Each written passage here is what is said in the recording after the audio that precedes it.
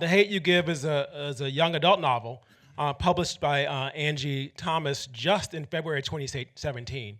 To George and Marty and Rob, can you tell us a bit about this New York Times 50-week bestseller and how it came to be developed into a film on the screen? Yeah, That- I'm sorry. He always wants to talk, but I will take this one. We both read the book, our company, George and I's company, and Marty's company, in February 2016, and we both have a deal at Fox 2000. So, at the same time, we brought the book in, and Elizabeth Gabler and Aaron Siminoff loved the book immediately, like we did, and it was interesting because about I think it was November of 2016, we read an early draft by Audrey Wells, who unfortunately everybody knows, if hasn't heard already, passed away last week, right when the movie was coming out. So we're kind of all dealing with that. But she did a fantastic job, got it to right where we wanted it to. And then the book came out the following year in February, and it shot to #1, and it stayed at #1 for 7 weeks.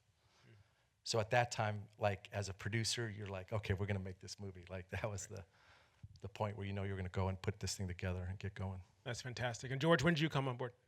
Yeah, that was around the same time. I mean, I think I read it in January 2016. So I was actually working on a TV show when it came to me, and I was reading the book at night, and I was blown away in the first 30 pages because it was just about the ideal identification, identifying who you are, this young girl through two worlds, and I was able to identify that with myself, and I felt like I haven't seen a film with that. So I immediately got on the phone with Angie and talked about themes, talked about story, characters, just something really quickly. And little did I know that Amandla was reading the book as well over at UTA, and it wasn't even published at the time. So that's how it sort of came to me at that time. As you think about sort of that synergy, talk about casting. So Amandla's reading the book. You're thinking about casting. It's coming together. An incredible team brought to this story. How that process progressed. Well, that was a great process because when I met her, she came in. I was familiar with her work, but I never met her before. So she came to my office, and it was just great. She started telling me a little bit about her experience living in Inglewood and going to a white private school. I was really taken away how she said that a lot of her friends, she would tell them when they come over to the house, she would give them a different direction, a safer direction where they could see the neighborhood. So I think it's like, don't go down Crenshaw or something, something. So I love that idea. So I was listening to all these things she was saying because I'm in my 40s. She's at that right age. So I was taking all these things and how music are different in the different worlds and how her vocabulary, how her talk would be different.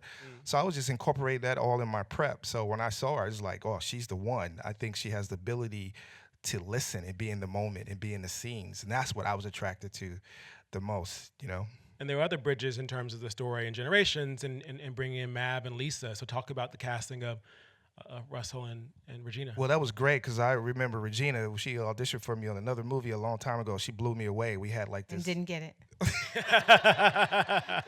I blew him so far away, he said no. Too far away. So always remember that. Okay. And so we had a great chance to work right away. And Russell, I just remember Russell. We were actually at Four Seasons Buffet on one Sunday. He was with his family. I was with my family. That does pay off. And that pays off. The Four Seasons Buffet. It's expensive. It's expensive. It's expensive, but it was worth it because I got a chance to talk to Russell. And I saw him. Man, Russell been doing it for a long time, and he's amazing. So I'm a fan of his work. So when I saw this short film that he did, and I was blown away, and I just talked to him. We met, and when he did this monologue, that was amazing. It just, I always just wanted to work with him. He's just a great actor. So that's great. What brought you to the book first, and then the project, and what did portraying this character mean for you in this day and age? So I first found out about this project because of the incredible book by Angie Thomas. And at that point, it was, as George said, unpublished. There were still typos in it.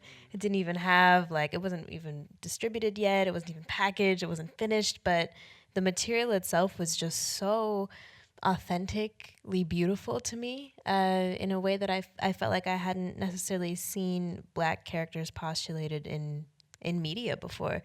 And so that really spoke to me. I was able to relate to a lot of Star's experiences on a very personal basis.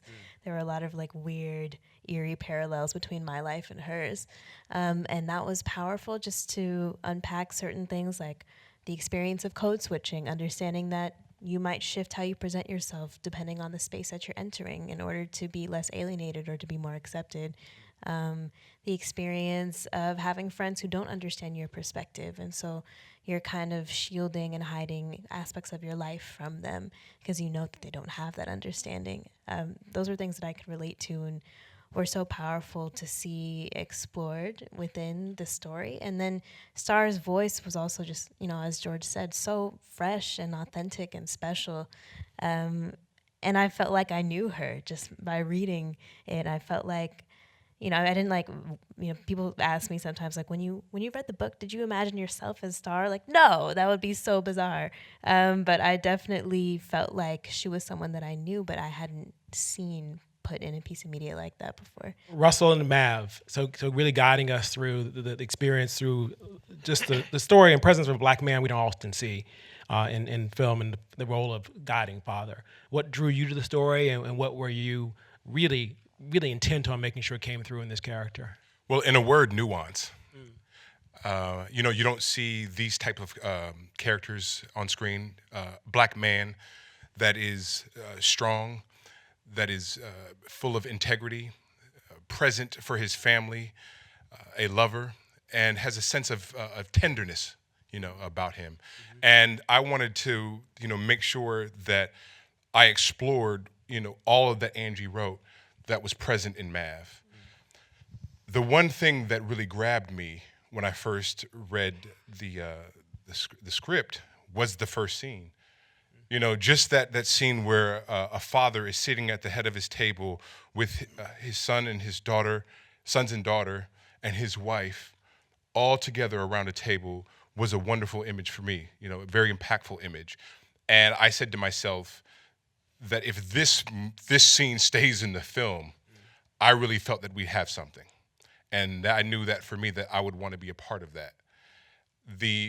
So again, piggyback on what Amandla said, once you read the script and you read the book, the authenticity is what really grabs you, is what really pulls you in, is what really pierces your heart and your soul, that says this is something more, and feel like we're part of more so a movement in a sense. Mm-hmm. And I wanted to offer up my talent to be a part of that. And so when you can get and collaborate with talented artists such as we have, it's a joy, and it's a rare occurrence. Yeah. And so I feel like we've done something special, if for no other reason that we had an opportunity to come together as a family and create what I feel is a dynamic piece of work. So it's Lisa Carter, Regina Hall. So really a bridge character in many ways, someone who's been out and knows Star's experience, but also in the community. Can you tell us about, your approach to Lisa and the approach to this character in this story? A lot of people don't know this, but I had been in prison for about 4 years. I'm joking, I'm sorry. I was going to keep it going, but I was like, what did I go to jail for? Just one more thing that we didn't know about Regina. I'm sorry, no. I have not. But I will say that when I read the book, I thoroughly enjoyed the book, and I just loved the lens that, when I spoke to George, that he wanted to tell the story. I think Amandla's fantastic, and it was great for me to just be able to, play the kind of women I've seen in my life so much. My mom, my daddy was present. For anybody about to play a violin, like, oh, another Black girl with no daddy. But my daddy is dead. That is true. Don't laugh. My father passed away years ago, but he was a pretty incredible dad. And so to be able to see a father in a story, to see the dynamic of a mother and father who are trying to raise kids. I actually did go to Catholic school myself, and I grew up in Washington, so just understanding the world of going, where you live and going to private school. So there were a lot of dynamics that were familiar and exciting, and then it was a timely story. I've watched that so many times on the news myself. I've been one of the people where I look at the news and I go, ooh, that's sad, and then I kind of go on throughout my day, and like this story stayed with me. And so I think when something resonates with you, you're able to start making decisions that can create change. And this movie kind of made me compelled to do that.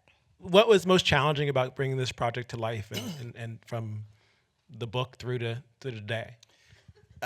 It's interesting because every time George talks about the material, I get excited all over again because I love the energy in which he describes the things that he does and the intensity with which he takes his job. As a producer, I mean, I think we can both say half the battle is selling a studio into wanting to do the project. We were very fortunate to have a great book that had sold for a lot of money with a wonderful actress and a wonderful writer attached. But we still had to convince a studio to spend the money. And I mean, just getting, the truth was getting George on the phone with Elizabeth Gabler, who is the studio executive in charge of getting the movie done, was the hardest part of the project. And once we did, George's passion made it something that it was impossible for her to say no to. In this environment, in current conversations around identity, police brutality, community, and the future of America that we see playing out in our streets and our televisions and our halls of power, how do you hope that Hate U Give will fit into that conversation? How do you hope it will impact where we are and where we head? We keep getting asked this really great question, which is, what is the role of the filmmaker within social movements? And I feel like, the Hate U Give is not necessarily pointing towards one action piece or one particular movement that we are supposed to do as a community, but rather kind of have that relationship with activism that is so symbiotic, and both components are equally as important. It's supposed to be a space for us to understand these events in a way that's really human and grounded, especially amidst times that are really chaotic and divisive. And sometimes when we are pushing for change, we don't necessarily give ourselves the time to sit down and feel and recognize what it is we're fighting for and what it is we're going through. And so I think that, this one of my favorite parts in the movie is when Star says to Haley, Haley says, "Oh, well, are you calling me racist?" And she says, "No, I just asked you a question." And I feel like this film asks a question, and our intention was to offer the space to allow people the time and room to feel these events, to empathize with them, to process, especially if it's something they've experienced personally or are even peripherally, affected by, and to kind of ground us in the middle of pushing forward and getting tired because the world is looking really scary. The time and the space to be human. Yeah.